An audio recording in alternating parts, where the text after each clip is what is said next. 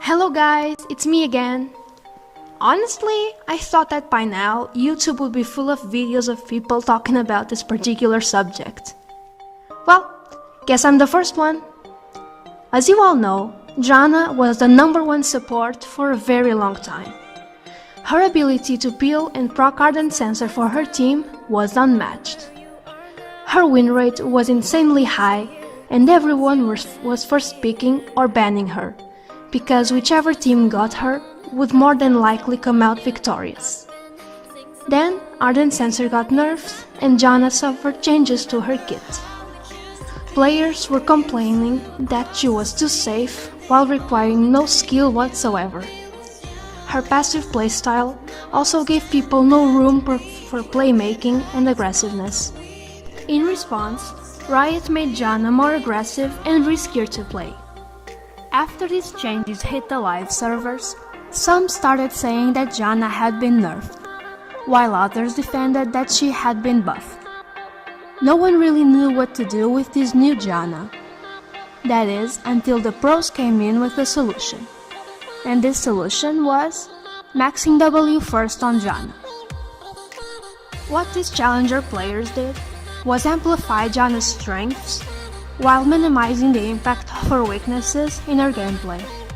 Janna's E could no longer be spammed during the early levels like before, and the long cooldown gave a very big window of opportunity for the enemy to punish Janna whenever it wasn't up.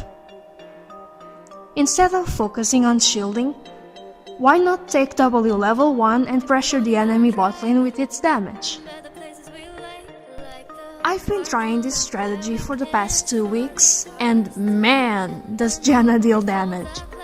I'm consistently able to bully my opponents out of lane, or outright kill them early with the help of my AD carry. Janna is kind of a Lulu 2.0 now.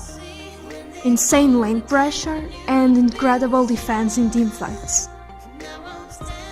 You keep on putting points on your W until your E has an acceptable cooldown and can be spammed, more or less after level 6. Remember that W also gives Janna movement speed, which helps a lot when you are roaming. This means that your ganks are even better than before. You don't just bring more damage to the table to help kill the enemy, you also are incredibly fast, which makes running from you really difficult. Just like anything else in the game, this Janna strategy has its flaws. The problems I personally found were 1. Aggressive laners, and 2. Level 2 power spike supports. What I mean by aggressive laners are AD carries like Lucian and Draven, and supports like Brand and Vel'Koz. You simply cannot outtrade them. Sure, you can send your W to Draven, but he's going to auto-attack you back. Attacking him with your W is the equivalent of giving him a slap to the face. But getting auto-attacked by him level 1 is the equivalent of getting punched in the face and getting knocked on your back. So be careful with that.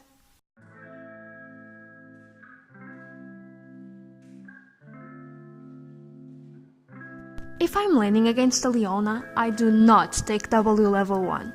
It's nice to poke her and her ADC level 1, they can't do much about it, but as soon as Leona gets to level 2, she's going to all-in you. And if you don't have your Q, she's going to wreck you and your ADC. The only way to stop this is to get your Q second, but that is a serious problem because you are really delaying your shield. So no, against a Leona, a Thresh, or a Blitzcrank, just go traditional Janna, start E, Q, and then your W. Another thing that came in with Janna's new aggressive playstyle is the use of Ignite over Exhaust. Personally, I don't like it and it doesn't work for me. Ignite gives you more kill pressure, it's true, but Exhaust is just much better in 2v2 lane situations and scales much better into the late game. If an assassin jumps on your AD carry in the late game, It's much better to have your exhaust than to have ignite. Exhaust just protects your AD carry much better than ignite ever will. Remember that protecting and peeling is what Janna is supposed to do, so don't let all the aggressiveness and damage get to your head. The only situation in which I would pick ignite would be against a heal bot lane like Nami, Sona or Soraka. Other than that, I don't recommend it. To dish out as much damage as possible, Janna will need the appropriate runes. I'm aware that the rune setup that I showed in my Janna guide wasn't the best, but I have an excuse for it. At the time, I had no experience with the runes whatsoever. I had never played with them, and as such I had never tried them for myself.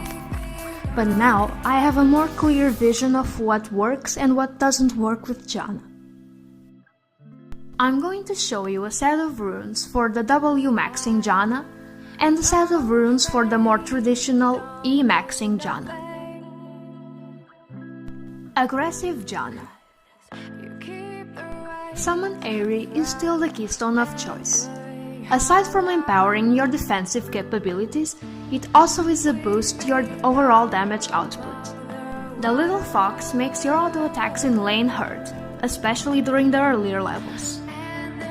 With all the poking that you're going to do, you're going to run out of mana pretty quickly, because Janna is a very mana-hungry champion. Luckily, the mana regeneration from Mana Flow Band can help you with that. Celerity gives you movement speed and ability power. It may not be as good on other champions, but it works pretty well on Janna.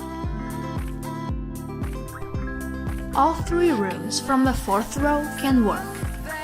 Water Walking isn't as good as the other two, simply because Janna's already a very fast champion.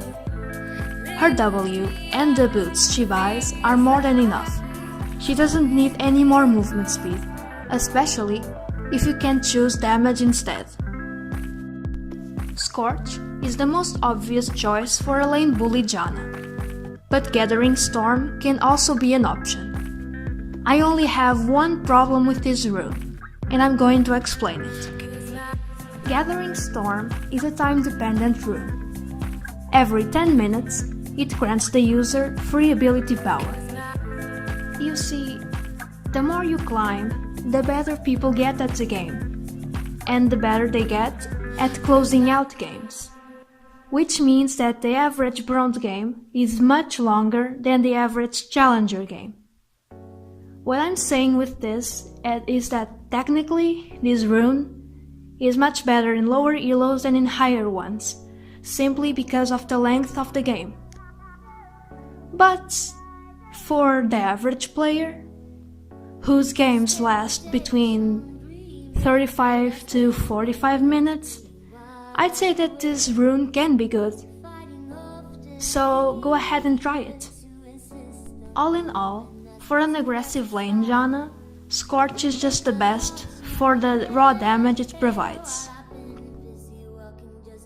For the secondary tree, I personally like Inspiration. Magical Footwear is a great choice because Janna doesn't need boots early on, and you end up saving 300 gold. Cosmic Insight because cooldown reduction. Do I need to say anything else? I've seen some people go for Domination as a secondary tree, but I personally don't like it. Sure, Zombie Ward is very useful for the extra wards it provides, but Chip Shot? I don't know. The sorcery tree already gives you so much damage that I don't think you need any more. In my opinion, you get much more useful stuff from the inspiration tree, but I don't know. It's up to you. If you like domination for more damage, go domination. Who am I to stop you? Traditional, more defensive Janna. I still go for sorcery as a primary tree, but there are some minor differences. For once, instead of Mana Flow Band, I like to go for the ultimate hat, so I can have Monsoon up more often. And instead of Scorch, since I'm not focusing on dealing damage, I go for Gathering Storm.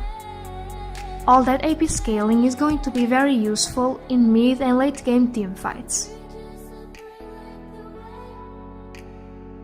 For secondary runes, I like more defensive ones that are found within the resolve tree. With Font of Life, when you CC an enemy, he becomes marked.